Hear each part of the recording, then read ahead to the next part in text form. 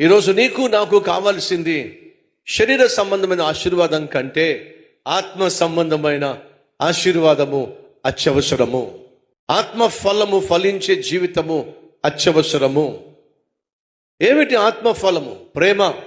ఈరోజు మనిషికి కావాల్సింది ఏమిటి? ప్రేమ. మనిషికి కావాల్సింది ఏమిటి? సంతోషం. మనిషికి కావాల్సింది ఏమిటి? సమాధానం. మనిషికి కావాల్సింది ఏమిటి? దయాళుత్వం, మంచితనం, విశ్వాసం, సాత్వికత్వం, ఆశా నిగ్రహము. ఆశా నిగ్రహం అంటే సెల్ఫ్ కంట్రోల్. ఇవి మనిషికి కావాలి.